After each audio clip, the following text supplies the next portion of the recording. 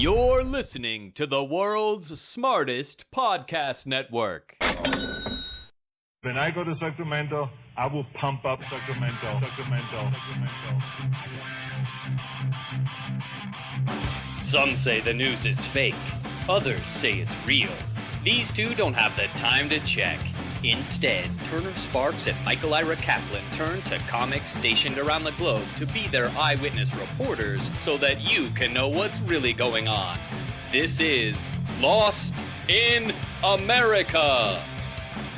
All right, everybody, welcome to Lost in America, episode 272. My name's Turner Sparks. And I am Michael Kaplan. How you doing? You can find me at turnersparks.com. You can find me in New York City all this summer. Follow me on Instagram, people, because my comedy special is going to be coming out very soon, and I will be releasing clips, clip by clip, minute by minute on Instagram. Go to Turner Sparks on Instagram. You can follow Kaplan at Cap in America on all social media platforms. That's Instagram. That's Facebook. That's TikTok. Twitter, that's Friendster. Friendster, MySpace. I'm with MySpace. Yeah. That would be. We should take back over MySpace. You think Tom will sell it to us? No. I mean, like, no one's there anymore. We just start. No one's posting on MySpace. If we're the only ones, even if there's only 1 million people still on MySpace, we could be the most popular people on MySpace. We could. That's the thing. You want to be the king somewhere. It's like the guy in Oregon who's trying to bring back Blockbuster Video. We can be that for MySpace. Kaplan, on the podcast today, we have Chino Liao, our great friend Chino Liao from the Philippines is back with us. He was just in New York City visiting, so we're going to get some of those. What are his thoughts of life in New York? He was doing comedy out here. We tried to do this in person, and we epically failed, so we'll get to that. Yeah. Chino got the bug, and so we couldn't see him when he was here. He was trapped in a hotel room for about a week trying to recover. But what we're talking about today is the president. There's a new president in the Philippines. It's an old name, familiar name. It's like Dusty Rhodes. If you're a wrestling fan, everyone remembered his dad was the whatever Dustin Rhodes, Dusty Rhodes, whatever. You know what I'm talking about. There's a link to the past, right? But it's new. Everything that's old is new. And now an old dictator's son has now become president of the Philippines. We're going to get to that in just a minute. How it happened, why it happened, what that means for the world. Is that a trend for the world? Will we now be seeing future dictators? Is there a Hitler kid out there somewhere? Henry Hitler. Start your campaign up. Is Henry Hitler going to be the next president of the United States? Bobby Stalin. It's time. The people are calling. We will find out soon. Is Kevin Pol Pot out there somewhere? We keep going. Kevin Pol Pot.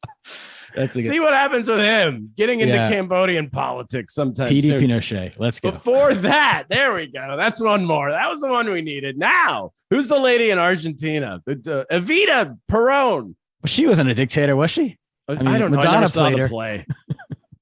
Anyway, we'll learn that when we do Argentina. She was the one who let them eat cake, or was that someone else? She sang to them from the balcony. No, that's Marie Antoinette. That's who I'm thinking. But if of. Marie Antoinette's like great grandkid runs in France, where's Billy Bob Antoinette?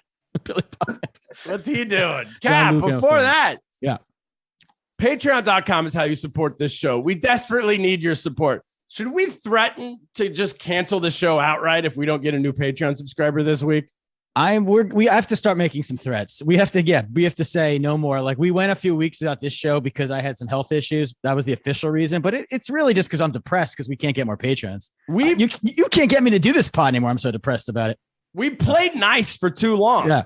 We've been doing the show for 5 years. Yeah. We've had our Patreon channel, I don't know, 2 years or so. We've had it longer than COVID. Hey, everybody, be cool, support us. That doesn't work. No, no more Mr. Nice Guys. Thousands of people who listen to this show, Lost in America. Yeah. We have proof of that. Almost none of them subscribe to our Patreon channel. Yeah. And if you haven't subscribed at any point during the past few years, now is the time. It's the best bargain. You would get you would have screwed us over. You could get all the episodes we did and we were charging other people for. You could get them for $5 right now. You could have them on your computer screen. On your phone. So you get all the back episodes. Now's the time to make amends. Yeah, all the back episodes. Make amends, subscribe, please. Be like Tug. Tug. Be like Drew Freilich. Be like Dennis Owens. Be like Sugar Brady. Be like Linda Van Dam. I mean, these people have such power that on our show last week, Drew Freilich, he made a threat. He basically said he would stop subscribing if I talked about a certain topic, and I have to listen to him because of how few subscribers we have at the moment. So he said I don't Kaplan want to was have to no listen longer to Drew. allowed to promote his daughter's Girl Scout cookies on our You're allowed show. to say it? Okay. Well, we can say you're not allowed. So that's it. So Kaplan won't do that anymore. I'm not. His daughter's going to fail out of Girl Scouts he's just paying because us $26 a month because we need this extra Patreon money. Exactly. But we're willing to do that. We'll do whatever you need us to do. We'll sell our kids' dreams We away. will be co-opted. If you have a political campaign, we'll pretend like we support it, even if we know nothing about it. If you're a dictator's grandkid and you want to run for office. The way you do that, go to patreon.com/Lost in America. $5 a month is all we're asking for. But you know what? 10 will get you this mug when we went to number one in Armenia, mug. or a t-shirt. Lost in America t-shirt, number one in Armenia. $20 will get you an advertisement on this show. We did one for the great Dennis Owens last week. We will do yours. Whenever you throw us $20 a month, that's it. Gab, all right, now let's get to the show. What do you know about what's going on in the Philippines? So they've elected the son of a former dictator as president. It's I don't know. I think it's unprecedented. I don't know if, because this guy, the dictator was Marcos, we should Marcos. say, Marcos is the most famous, one of the more like, I don't know if you knew any, I don't know, were there other dictators in the Philippines? I don't know, but he was a dictator in the 80s. Yeah. He stole $10 billion US dollars worth of money from the country. Yeah. And then when they tried to arrest him, he fled to Hawaii. Now, I don't know why we took him. Well, his wife came to New York. I know she was like a big socialite here, I believe, for a while. Oh, really? Yeah. Because they had 10 bill. Because we had the best shoes. I know that's all I remember from the 80s. She had a lot of shoes. Yeah, and she was famous. She was on like Oprah, I think, and Oprah loved her, just talking about how great her shoes were. And anytime you have a woman who's just spends all of her people's money on her shoes, you know she's a good mom. You know she's willing to spend a lot of money on her kids, so she know your kid's got good education. So of course you would elect this kid to be the president one day. So then the kid now has grown up. Yeah. And become the president. Now he just got elected president. Yeah, it's a real Philippines. election. This wasn't a takeover. This wasn't a hostile takeover. And his vice president, Duterte, the guy who's just the president. You remember the guy who just went out? He said he rode up and down the streets of Manila on his motorcycle, killing drug dealers with his shooting drug hands. dealers. Yeah, he was the president, and his daughter is now vice president. So the country said, you know what?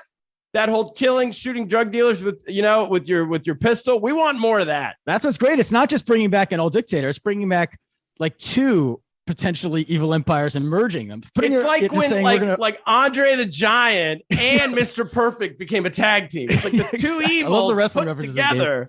Yeah. And then they won the championship. So I want to know, how did this possibly happen? Who are the people who voted for, what type of person voted here? What does this mean for the world? But first, I want to welcome Chino Liao back to the show. Chino's our great friend. And we'll get into your New York stuff a little later. But let's start with this topic. And how correct are we in our assessment here? No, you're very on point here. You asked about how they both won. I'm going to boil it down in the simplest terms. There's a large divide between the haves and have-nots here in the Philippines. The way the poverty line is more of like a poverty square at this point. It is massive, and unfortunately, that camp did something correct in targeting a lot of the masses, a lot of the lower pay grade people of the Philippines, which is how they got a lot of the votes. Did you just call them B grade people? Low pay grade people. Oh, low pay grade. They're not low grade people. I thought you were saying like A grade, B grade, C grade people. No, I mean people who don't pay as much. People who are below the poverty line. Blue collar, working class. People who have a Patreon page that only gets $300 a month. Yes, exactly. All correct. And these people were easily targeted because of how every evil empire succeeds. They were targeted by Facebook ads and TikTok videos and trolls online and massive social media campaigns. And it's just that's what we boil it down to. A lot of people are on the side of Vice President Robredo, who was President-elect Marcos's number one rival, are going to say that she was cheated out of the presidency.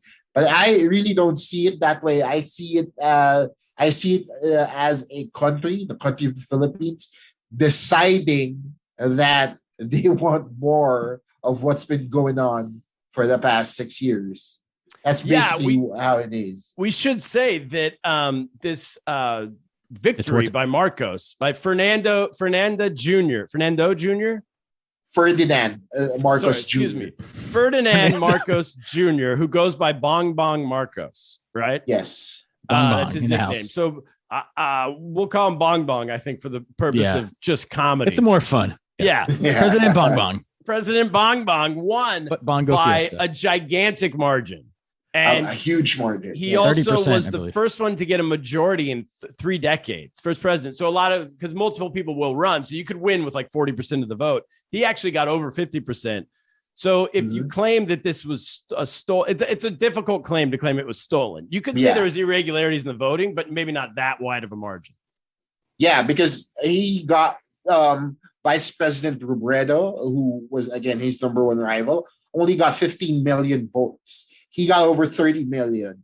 Wow. So that he just blew her out of the water. That's a lot of dead people voting. I know, right? There are a lot of pets. vote buying, a lot of bribes, a lot of shady business going on. Just so, because the gap was so unexpected.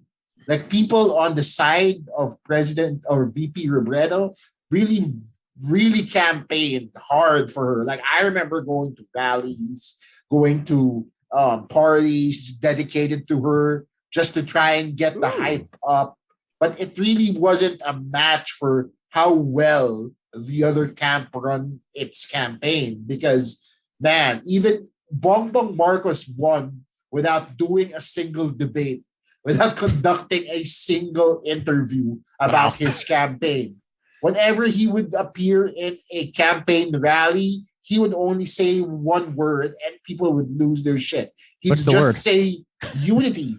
Unity. He'd just say, what if people ask him about his plans for the government, all he'd say is, we need to be unified. We need unity. And that's all he'd say. He'd never give specifics. He doesn't break down his plan for the country. And yet he still won by so much, which is really disheartening at this point, because economy of words, though. It's a good win for the economy of words.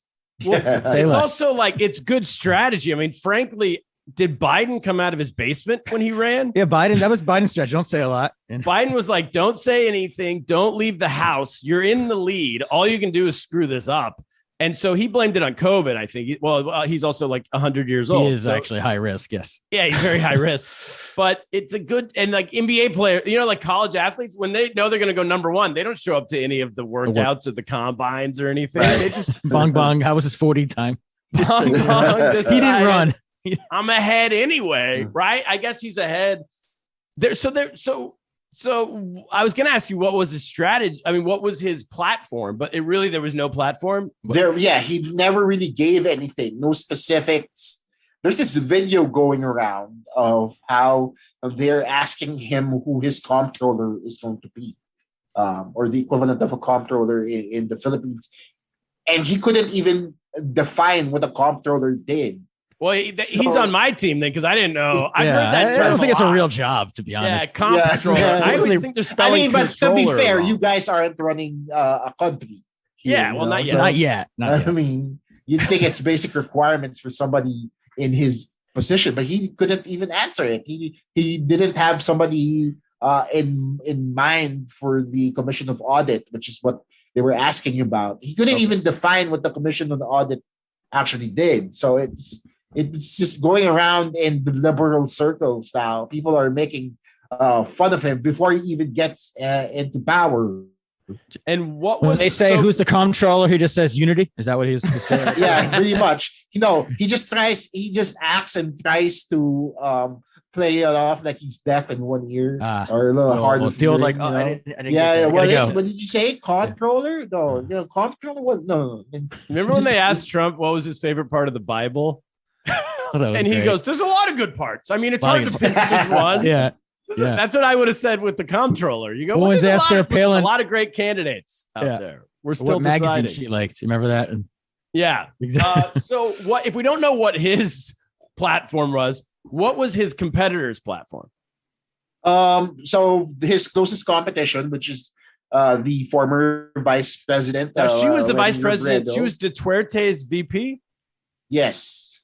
And do you get when you get elected? They're elected separately, I believe. Are they elected right? separately? Yeah, or it's not a party system like you guys have. Okay. So they can do different parties. She was a liberal candidate, and President Duterte was with the administration. I forget what party he's a part of. PDP Laban, I think his party was. So anyway, VP Robredo's platform was that she wanted good governance. She was also after COVID relief because we were coming off the pandemic. She was also promising people jobs, basic run-of-the-mill liberal campaign platforms. However, other people in the presidential elections also had different platforms as well. Like there was a former police chief who ran and who promised to, perform administrative policies to, stop crime, prevent crime, just very basic police things. And then another one who used to be the mayor of Manila also promised things like better education. His platform really just hinged upon education a lot. So a lot of people really had well-defined, boring, yes, not but unity. Also well-defined campaigns. But Bongbong Marcos, man, his platform is just non-existent. Now, here's a question. It sounds fake, but it's real. If any one of those other people just would have gone on stage and said the word unity, would they have won? Or was the point that he didn't need to say anything? He somehow already won. I think you are correct. I think by not saying anything, he already had the hearts and minds of the masses here, because the big issue with him winning was historical revisionism. A lot of people are saying that by him winning, he is going to change our history books and sort of eradicate the 20-year span that his father was in power, including the time martial law was implemented and a lot of people were kidnapped, tortured, killed, etc. So just get that out of the history books, is what you're saying. Yeah, so that's what people are. So it's it's an education platform then. Sort of. Pretty much, they're going to try to unify all the fake media in the country to, try and revise how history is being perceived here. But a lot of people are afraid that that's going to happen. But then they say that because a lot of the times when all these trolls on Facebook and all the fake TikTok videos started getting engagement, it was because they were trying to redefine what happened during martial law. So it really also had a lot to do with living off his father's name. And a lot of people saying, well, martial law was bad, but his dad also did a lot of good. Right. Yeah. The trains ran on time. He did a lot of good. The Right. economy was, I read, they said that we had less debt then. People were saying supporters, stuff They like that. said, yes, he stole 10 billion, but things were cheaper. Most people got killed, but there was a good economy. People had jobs. People were making gas money. was cheaper. Yeah. And that somehow, I mean, this happened in China as well. There's a term that everyone uses, which is 2/3, 1/3, which is that in the 1970s, the person who was in power then, who I shouldn't even mention, was 2/3 good and 1/3 bad. That's the way the history books are written now. He was trying to do good the whole time. It's just, a third of the time he hit a better than being 50-50. So what I'm saying is that's the way they're rewriting the books.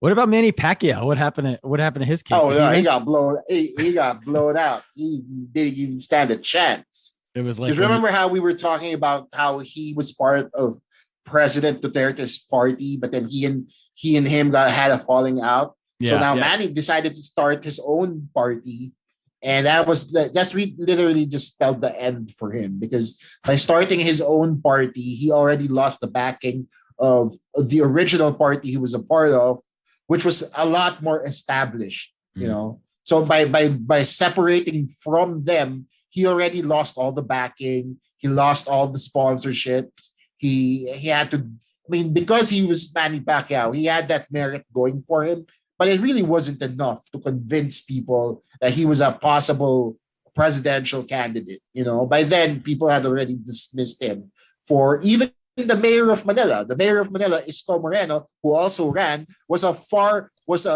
third place in this presidential election. So he was way ahead of Pacquiao, who was like seventh, I think.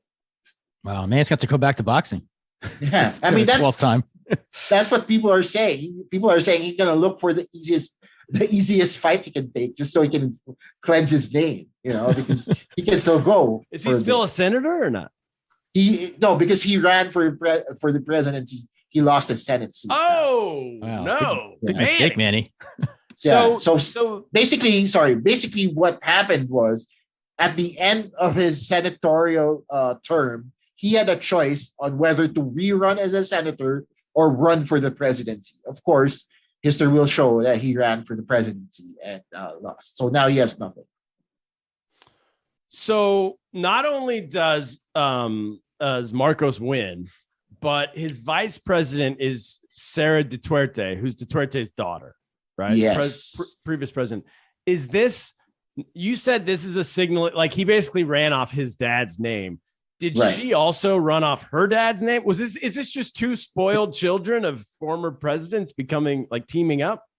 Okay, so the thing with Sara Duterte is that she was supposedly groomed to replace President Duterte.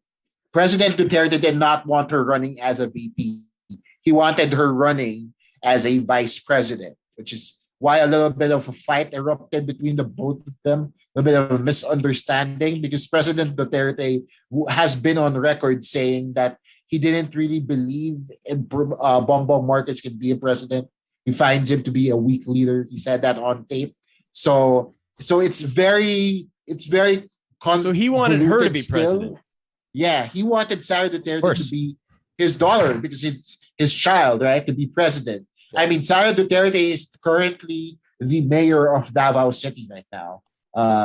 Which is where President Duterte reigned for a few good decades. So by being a vice president, President Duterte sees this as a demotion.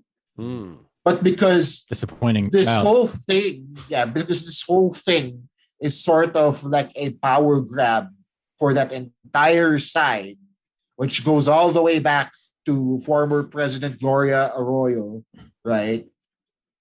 It's a play that President Duterte is willing to swallow because he still wants to be part of that team. He's going to be okay with her being a vice president, especially if it means that after 6 years or so, she can run to be a president. Right? Yes. So they just have to wait a little bit longer and things will still work out. Now, what does this say about the people? Well, let's get into. So now we know what the platforms were. How did your friends and family? How did they vote? Did this? You said it broke down basically the lower middle class to lower class voted. They voted for Bong Bong. They're all in for this, blow it up or keep blowing it up, I guess. I mean, yeah, it's the continuation. A continuation of Duterte. Yeah. Okay. So it's. I don't know how to get into this without sounding elitist, so I'll just say it. We're elitist here. Yeah. A lot of people are saying that the reason the Ferdinand Marcos Jr. won was because poor people wanted to stay poor. It's such a douchey thing to say because Lenny Robredo, Vice President Robredo, really campaigned hard on the platform of improving people's lives. And unfortunately, the only people who agreed with her, or a majority of her supporters, were people who already had improved lives.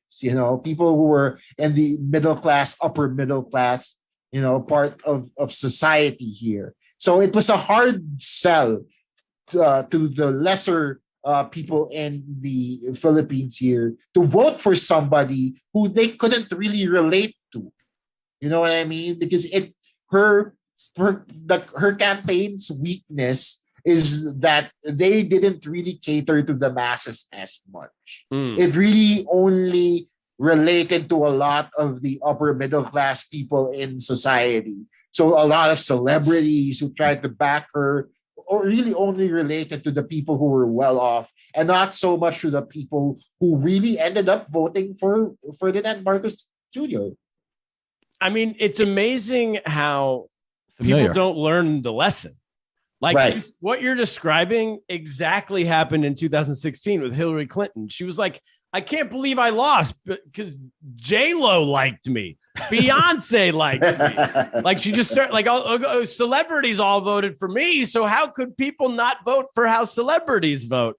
And it turns out when people are really poor and like in distressed situations, they don't give a shit about celebrities. If anything, they hate celebrities. Yeah. There's like, yeah. So no, I remember like you mentioned that. I remember something from the Daily Show talking about this exact same thing. How like it doesn't matter to people how many celebrities back you if they don't actually feel the change that's happening, like what they felt during the Duterte administration's reign, then they're not really gonna vote for somebody who claims to be able to help them. You know what I mean? Yeah. If Like, anything, it's helping the other side because the other side is saying, I care about you.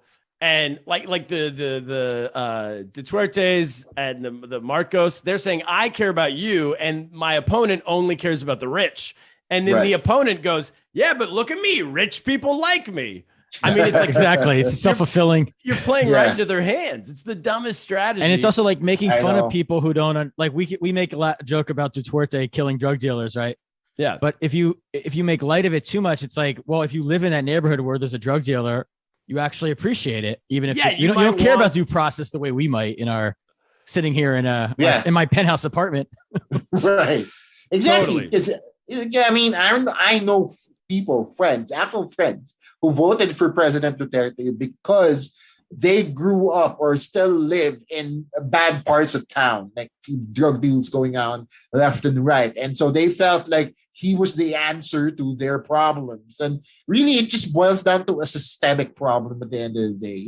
People feel like because they're voting for Lenny Robredo, it's an instant solution to everything. But you gotta understand, man, this is like a decades-long power struggle. And it's not going to be fixed overnight. So by voting for one person, it's not going to happen right away. You know what I mean? So it's not like instantaneous solution. Sure. How does this work its way into comedy, or does it at all? Like at comedy clubs and when you're out doing spots, are people talking about this? And are comedy audiences? It's funny because during martial law, he actually had a few comedians arrested and detained. What Duterte did?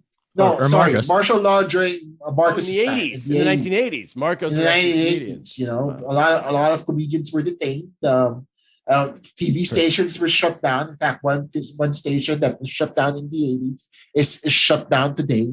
So it's a lot of people want to tread lightly. Like in my local comedy community and podcasting community, a lot of people are afraid that their freedom of speech is going to get infringed upon. But lawyers are saying that it might still be too early to tell. So if that's the case, a lot of us still do jokes, We still continue living unless something drastic happens, which we're not really afraid of. But unless something drastic happens, then maybe we can talk about it again. Maybe I'll call you from a bunker somewhere. Yeah. And your audiences, what side do they fall on? Like, are they supportive of Marcos, the new president Marcos, or are they? How do they break down? It's very divided. It's very divided. A lot of them support the other candidates. A lot of them support Ferdinand Marcos, and even some comedians here in the Philippines also support Ferdinand Marcos, which is very surprising to be sure. But a lot of them just believe in the status quo, keeping the status quo the status quo. So that's probably why they supported Ferdinand Marcos. But while still a lot of us, ended up voting for President Robredo or Vice President Robredo, hoping that things change. It's so funny to me because you talk about the status quo, whereas in America, when we talk about status quo, we're kind of talking about like stability. It's like voting for the status quo would be voting for the like a Bush family member or a Biden or something like that. And voting in Philippines for the status quo is like more chaos. More chaos, more crackdowns. Yeah. I feel like people don't really see it that way though. That's the thing. Okay. That's like the people who voted for Ferdinand Marcos don't really see him as an agent of chaos and destruction, because they really believe that by voting for him, they're voting for somebody who is not only the lesser evil, but also somebody who promised unity at the end of the day. And they just want more of that. Is it a lot of young people? I was reading that a lot of young people have actually voted for Marcos. Is it a kind of an idea where they don't even remember the 80s and they weren't even alive. They weren't even alive, and the history books they don't even. Yeah, because there's some people disputing like, did that really happen that way? Yeah. That was his rivals wrote it up that way after the fact. So is that what you sense in that? Yeah. So that was a big issue. Like I said, it goes back to historical revisionism out here, because a lot of Gen Zers and younger millennials started campaigns on trying to revise what happened during the 1980s and during martial law specifically. A lot of them, and they used social media to their advantage very well. So well, in fact, that it convinced a lot of folks, even folks who were alive during the 80s, to say, hey, wait a minute. The thing I remember. Yeah, maybe I was wrong. Maybe it wasn't as bad as I remember. It's like they yelled fake news, but not at something that just happened, but at something that's been established in your brain for 40 years, and yet you still were like, oh, wait. Exactly. That's crazy. We're going to take a break, but when we get back, I want to get into what this means for the world, and we're almost there. We're getting very close to that. So, Kaplan, but let's take a break. We are part of the World's Smartest Podcast Network. We are. That is us, Lost in America. That is Professor Andrew Heaton and the Political Orphanage podcast. Speaking of that, Heaton and I will be in Texas this week in the Dallas area doing stand-up together. Look at that. That's exciting. Thursday night. It's at a country club, though, so it's a private show, and I believe it's sold out. So that's a great advertisement. Like, you guys can't come, but just so you know, we'll be in the area. Well, buy us a drink if you see us at a bar. Yeah, we'll hang out with us at a bar after. Yeah. That's a good idea. We will be back, though. I'm going to be back in Fort Worth, actually, in the fall. So I'll have dates for that soon. And I'm sure Heaton will be with me if he's around. So he's the Political Orphanage podcast. Great podcast. And, of course, Dr. Andrea Jones-Roy and the Majoring in Everything podcast. She is not only a comedian, she's a circus performer and a professor in New York University. Who's our latest doctor from NYU, Cap? What's her name? Oh, Dr. Swift? Dr. Taylor Swift. Who's not a circus performer, though, so she's not as talented as Dr. Andrea. Not even close. But she just became she's now equally as learned. But she has a great paper on data science that I'm dying to read. I'm sure she does. Now, Kaplan, a word from your local sponsor. All right, we're back. Thank you, sponsors. Thank you so much. All right, so I want to run something by you here, Chino, and see if this resonates with you. Kaplan and I just read this, and it's this something we've been circling around for years, and I think this nails it. It's this idea that people in a lot of countries, I would include America in this, and the Philippines for sure, and maybe UK, and that when liberalism is this idea of like, we're all going to work it out, right? It's going to be, we all need to work together to solve the problems. Freedom. If that fails or appears to fail, then what people want next is they want a tough leader who's kind of going to be a disciplinarian, tough on crime, and they don't necessarily care how it gets there. That's just, they're like, this idea of we all work together to solve problems doesn't work, because it's almost like you've decided not to trust the other people in your own country. So we need a leader who will just be like a mean dad who will come down and it's like every TV show. There's always like every cop show. There's always a guy who breaks the rules, but then he gets results. Like he breaks a few skulls and gets guys to confess or solves. He gets results. I mean, like for that guy from a family with a bunch of kids. If you're the one good kid, but the bad kids in your family are always getting away from everything, you're like, all I want is dad to enforce the rules because I'm obeying them and nobody else is, and they get away with it. Does that resonate with you with what's going on in the Philippines? No, it makes sense because, okay, so for me to answer this, I'll give you a quick rundown on who was president the last, I'm going to say 20 years. So it was Gloria Macapagal Arroyo, who is now a congresswoman. And then she had 2 terms. And then after her, it was the son of somebody who was a rival to the original Marcos, Benigno Aquino Jr. He was a pure liberal. So Benigno Aquino Jr. is the son of Benigno Aquino, who was a senator in the 80s who staunchly defied Ferdinand Marcos Sr. So this was a big thing. And this is how the revolution started in the Philippines after Benigno Aquino Sr. was assassinated. So many, many years later, his son runs for office, pure liberal, right? And then after that, it was President Duterte. So the break from the liberal side of things is proof that what you're saying is kind of correct. You know, that the people of the Philippines really didn't see an improvement during the liberal period. That's the crux of it right there. Yeah. Right. That's it. They didn't really feel that their lives improved when somebody who was liberal was seated.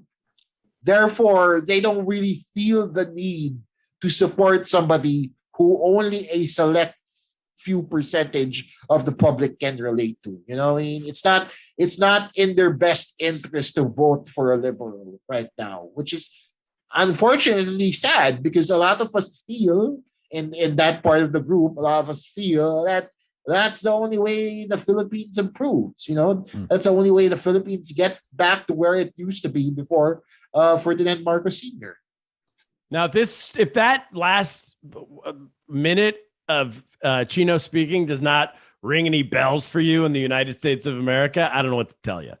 Yeah, and it's also around the world. It's what we're doing right now. It's like, hey, we're now trying to go back to stability and liberalism and Biden. And I mean, whether it's his fault or not, it's just reality that a lot of people's lives are not really improving. Yeah. So what's coming next, I think it's kind of obvious. Yeah, and it's around the world. We've talked about in El Salvador recently. We talked about Hungary recently. This idea of like strong leaders. Brexit. Well. Yeah, that's like, there's a couple different issues, but like not due process is not like something that someone cares about as much as just like I want safety, I want my family to be safe, want to have a job. So yeah, we could be talking about our country soon one day.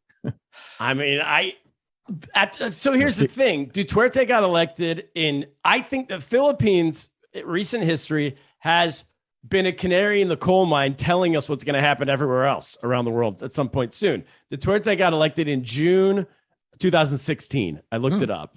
And I remember hearing that and being like, whoa, they're crazy. What are they doing there? And then Brexit was either the exact same time or a month before or a month after. It was right around the same time. 6 months later, we got Trump. And then now the world tried pulling back from that a little bit. And I don't know. I think it's kind of obvious to where everything's going. Trump's wait, is it going to be Ivanka then this time as vice president? It depends on if we copy their model completely. I think it'll depend on who's still alive. If Trump's still alive, it'll just be him. Yeah, but his daughter, he's got a daughter who could run. It's true. It's about time we had a woman president. So glass ceiling, baby. Yes. So how was your trip to New York? I want to get into that a little bit. Oh yeah. No, you know what? Until I got COVID and broke my phone and broke my ankle, it was great, man. For the first week that I was there was beautiful. Wait, you got COVID, broke your phone, broke your ankle. I think ankle. The ankle was first, right? Yeah. So the ankle was first, and then a day after my phone died and couldn't be repaired, still hasn't been repaired, and then a few days after that, I got COVID. So anything before that was still beautiful to me, because I got to do so much stand up there. that I didn't expect to do as many shows as I got to do. So it was still a good trip for me. It made me even start considering figuring out how to move out to New York. Hey, that's like there you go. It didn't deter me from wanting to go back. I want to ask you about something specific because you said that when you were out there, when you're out in New York, when you're out here, you thought you saw Artie Lang, the comedian Artie Lang. I saw it on Twitter. In a McDonald's. Right. Yeah. And then you realized it was not Artie Lang. Yeah. And you realize that everyone looks like Artie Lang here. What's that? So here's my question. Weird. Because when I moved back, I was in China for 12 years. When I moved back to America, I also, for the first 3 months, I thought I would see celebrities 3 times a day. I'd be like, oh, and I 100% convinced. I'm like, oh my God, that's the person. I realized what happened to me is just I hadn't seen white people in a long time or a lot of black people, frankly. And they were starting white people, they were looking the same to me. And so I was just used to seeing Asian people. And so you get hit with that. And that's what it was. But then when I saw you tweet about seeing Artie Lang, I'm like, this is what's happened. Is that what happened? No, pretty much. Yeah. Also, I forget not seeing white people. It was also my first time in New York. First time after 11 years, probably. Right. So the last time I was out in New York, I only stayed for a few days. Didn't really get the full New York experience. This time around, I was alone. I was living in Brooklyn with a relative. So I got to really explore the city a bunch. And there was a McDonald's near his place that was a good 5 minutes away. So I'd go out there to have breakfast and just to finest place in Brooklyn, I have breakfast. Yeah, right. And so to see just people, the characters that frequent that McDonald's. There was a group of seniors who would have breakfast there regularly, and I'd listen to them talk, and it's like a free podcast during That's why I love New York City. That's why we pay the rent, to be honest. The crazy people you can listen to anywhere. It's the characters that make the city. Right. Yeah, exactly. So it has a very unique flavor. As opposed to where I was, which is California. So very different, also very very aggressive. I guess you could say. Yes, it's a very aggressive flavor.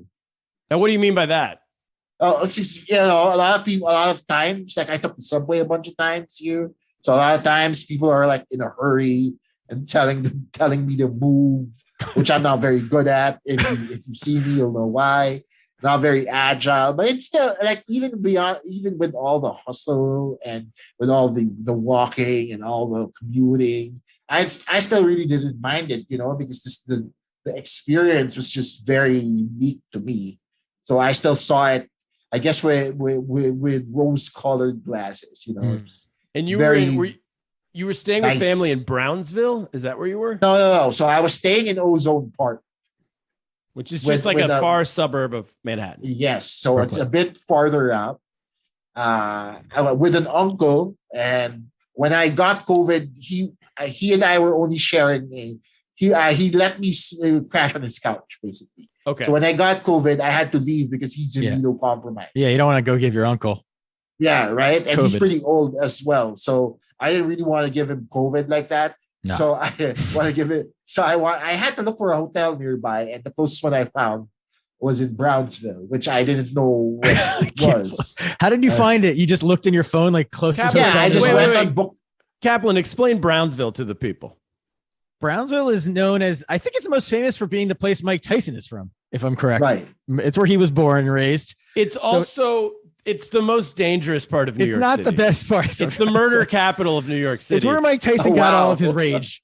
Wow. I mean, just to put it bluntly, it's a square mile of projects. It's more dangerous than Long Island City, where I live, which is way more. And I live in a war zone. I used to have to go out there when I was signing up for unemployment, or not, was I signing up for unemployment or when I was getting my Obamacare in 2016, back then you had to do all these meetings in person. You couldn't just fill out stuff online. And multiple times I would have to go to Brownsville to do it. And it was a pretty scary neighborhood. You were there in how'd you find a hotel room in Brownsville? It was cheap or something? So, because it was cheap. That's basically it. I can't believe there's even hotels in Brownsville. You should. There was I was vacationing to Brownsville. What's the hotel It's chain? weird because it was a hotel that didn't take cards. Oh It only God! took cash. Doesn't take credit cards. It Cash only. took cash. Was it by the hour? So no, I mean they were able to. At what point? I mean, Why they does were- Brownsville need a hotel? Are there like conventions happening in Brownsville? Well, we can do Vegas or Brownsville. Yeah. I mean, people got to stay at a hotel anywhere, I guess. But that's, I mean, thugs gotta have that free coffee in Continental. they got to take their breakfast too, mistress somewhere. Everyone's got to go I somewhere. mean, That's true. Wait, they I had mean- continental breakfast? They did. So it was pretty surprising. Did you They write had a Yelp free review? coffee. Were you COVID positive eating out of a buffet line? No, I did not partake on the continental breakfast, but I just saw the signs that say, and when I checked in, the guy behind the desk, behind the thick bulletproof glass, told me, Yeah. it was literally thick bulletproof glass, With a couple. told me that there's free breakfast. I was like, yeah, I'm good. So I just stayed in my room pretty much the whole time, which is unfortunate, you know. Was he like, why are you here? Or was he Yeah, I didn't really ask questions. Although when I was in line, guys running from something? yeah, although when I was in line checking in, I was with a few other unsavory folk, and they did not know what to make of me. Yeah, They I'm looked, sure. they looked at me like Filipinos look at white people here. You know, it was so perplexing to them while I was there because I just stuck out. You know?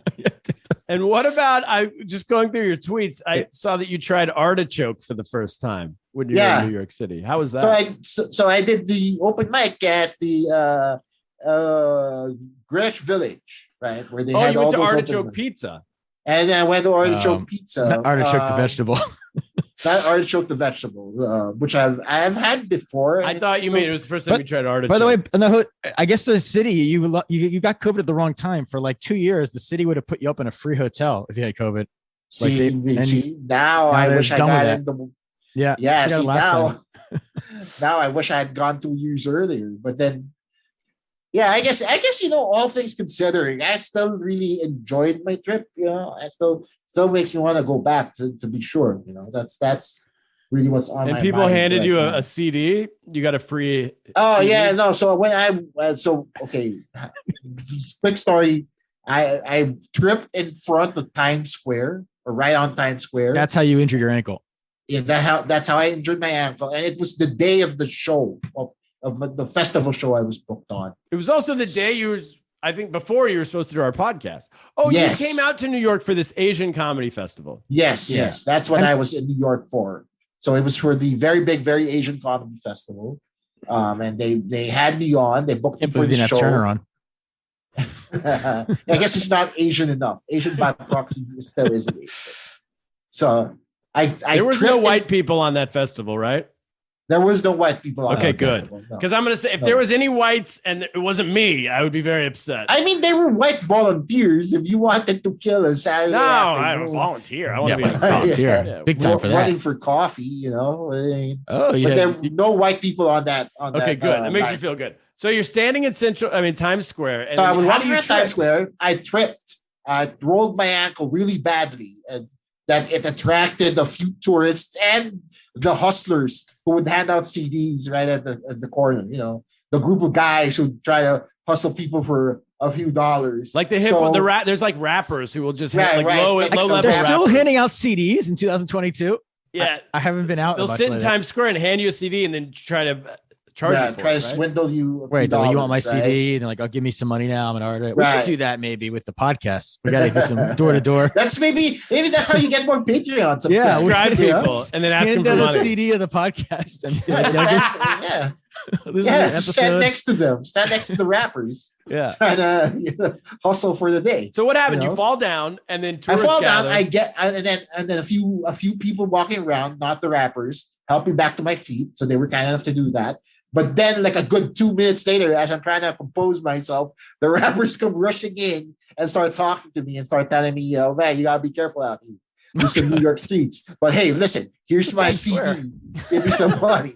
So it's like, we helped you out. So here's a CD, and now give us some money. They didn't Like, give you you any didn't ice though or anything. Yeah, no, they didn't help me out.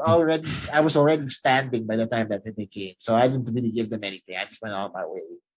And what about I know you went to the Denver airport. You had a layover. Yeah, I had a layover at the Denver airport. It was interesting as well. And you're just really going through my tweets now. I really am. It's great. This is how we do pre-interview process. We You just saw research. I want to know about the white people with dreadlocks. A lot of them were no, I mean, Really? That's problematic.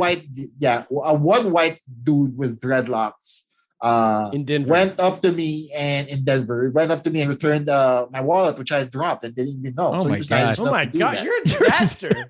Yeah, I mean, I know. I mean, how just did dropped your I wallet? survive the trip? Right? You need your How did I ID to get survive- on a plane too. So you really don't want to lose so your I was wallet. fine. No. So I dropped my wallet a while back. I was just rushing to the next gate. And then this dude in like a foot-long dreadlocks just came running to me, all bearded out, all scary looking. And he just tapped me on my shoulder. And I thought he was trying to sell me something, but then he asked me back by that. Here's the thing is they don't tell you. Like everybody loves to make fun of white guys with dreadlocks, but they are usually very nice people. Yeah, Exactly. Some of Clearly. the nicest people in Denver have dreadlocks. They look like idiots, but they are pretty nice. they're cultural appropriating, so they're evil in a way, but they're like, you know, They're 2/3, 1/3. 2/3, 1/3, exactly. Yeah, that 1/3 is 2/3, dreadlocks. 1/3. They're honest though. Like Chairman Mao. Yeah. Aren't Wow. they fantastic? So you might be moving. Wow. Well, let's. it would So be wait, great. bring him to New York. I think we can get a place for you in Brownsville. Yeah. That's Good, Anywhere Brent. but, anywhere. No, because I also met up with a few friends, Filipino friends who had since moved to New York, and they were very encouraging. Some of them even offered to marry me so I could get the green card and Oh, move out there. wait, But can you gay marry for green card status? I do not know, man. But maybe I don't- that guy was just trying to hit on me. You I think you probably can. I don't know. Of course you can. Right? I don't know if you can gay marry in the Philippines for green card status. I don't know what Duarte Is that says about that. but- something that this we might be hitting on something here? Because like I know I have a relative, I guess I'll say, who used to work in like in the state in the US in the embassies where you need to try to decide you're giving people green cards or you're not giving people, you're giving people visas, spousal visas. You're trying to decide if it's a real marriage or a fake marriage. But Right. the bells usually go off when it's like an old guy and a young girl. Yeah. But bells, I don't think go up when it's two guys. Mm. So as Right. a way to skirt the system, Unless the one guy looks like Artie Lang, and then it's this might be a whole new hole in the system. Anyway, I mean, I feel like I can still do better than Ori Lang. I'm just going to say that right now. so but you when did know. does- Oh, sorry. Go ahead, Cap. Go ahead. I was gonna say you do know a lot of people in New York because I wanted to tell you yesterday I was driving through the city and I get all Turner knows how much I hate a parade. These parades cause traffic. Well, he just Right. Kaplan doesn't like parades when it's like of an ethnic kind. Yeah, well, I got Right. all like I doesn't read mind all if angry it's- because they were blocking a street, and then I saw it was the Philippine National Independence Day parade yesterday in New York, Right. and That's it was the this smallest weekend, too. parade I've ever seen. So like it barely blocked traffic at all. It didn't cause any. So it's kind of great actually. I mean, So it's maybe- they got to get it out of Pride Month.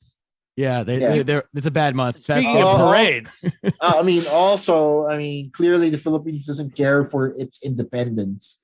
Because Right. They just voted Ironic. for a dictator's Oxymoron. son. Oh, so- that's what they're celebrating the independence from then. from Spain. You're right, that's what I thought. Yeah. Okay, yeah.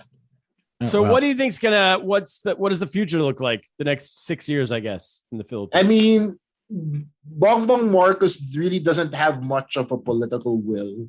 And by that, I mean, he's really not the kind of person who we see implementing martial law and really cracking down like President Duterte did. President Duterte really cracked down on crime and for better or for worse was able to actually do it. Bongbong Marcos really is only out there to clear his family's name and take more money for himself. That's really not what bad. he's at. That's really his platform. Of course, he can't say that. He really needs more 100. money. Like they don't. Yeah. What happened Well, to they all had- the money they took? They It's didn't true, they invest took it well. I mean, it's Bill, in New it's York already blown now. They through have a that. few buildings out there. That building in front of Trump Tower used to belong to them. No way. It used to be, there's a building up in front of Trump Tower. I can't remember the name, but it used to belong to the Marcoses. The Friars Club. Wow. We're right down the street. Ooh, We're very yeah. close to the Trump. Bong Imagine Bong. if The it next was, ceremony too. is going to honor Bong Bong next year. Yeah, imagine if it was, right? Icon award. I got a word to Bong Bong. For Bongbong Marcos, imagine the red carpet, right? We are Jesus. trying to get more like International.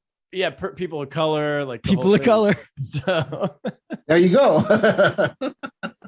Speaking of, it's AAPI month, right? Here, is it still, or was that last month? that was May. That was last. Nice May, so- try, idiot. Oh, so I wanted because That I was had last to, month. when we were supposed That's to why do- we had the festival. Yeah. That's why I had the festival. No, because I wanted to ask you for AAPI month, and I'm not my daughter. They hired a Filipino chef for Right. her. Can I say Girl Scouts? Will Drew get mad if it's for her Girl You Scouts? can too? say Girl They- Scouts. Yeah.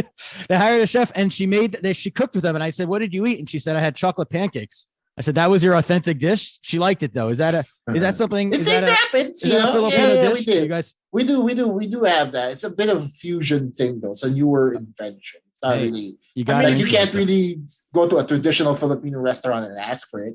But I've seen it around. Yeah. Oh, okay, Jolly good. Bee Cap, they have spaghetti. So right. So Yes, there you go. exactly. everything's on the Jolly- table with Filipino food, as far as I know. As far as I've yeah. That's a When I've good been selling there. point. yeah. I mean, they have burgers and fries, and those are not really Filipino. They have Shakey's Pizza there. Ooh, Exactly. That's not. I wouldn't sell that. That's not a selling point. It's pretty good pizza. All right, that's the episode, everybody. Chino, thanks for doing it, man. Hey, thanks for having me. Do we guys. have? Wait, I want one last question. Do you think Bong Bong? Because we read Duterte's approval rating is 92%, and it was like 92% last year at one point. Right. Can Bong Bong get over that? Do you think his not saying anything? that He big- might shoot past that with how brainwashed the people are. He might shoot Whoa. past that. Wow, that's a good number to like an over under. right. I mean, he might go 93 easy in like the first 6 months. Oh, Is there which any is thought- scary. Yeah, go ahead. Yeah, Sorry. it's scary because he literally did not have a platform and won the presidency. It could be a lesson for other candidates out there. Less is more. Platforms are stupid. They get in the way. I mean, I think yes. I think you're right. So is there any thought that he's going to try to start nationalizing stuff and like people need to get their money out of the country, or no? He's not interested in that. No. Well, a lot of conspiracy theorists are saying that they need to start pulling investments out of the country because with him winning, a lot of international companies are going to start pulling out, and so the economy is going to tank, and we might end up as the next El Salvador or some shit, right? But Hey, a lot of like reasonably minded experts are saying that's way too far into the future to predict. So, say that cooler heads will say that you keep your money in the Philippines for now. However, I mean, only time will really tell. I'm not an economist.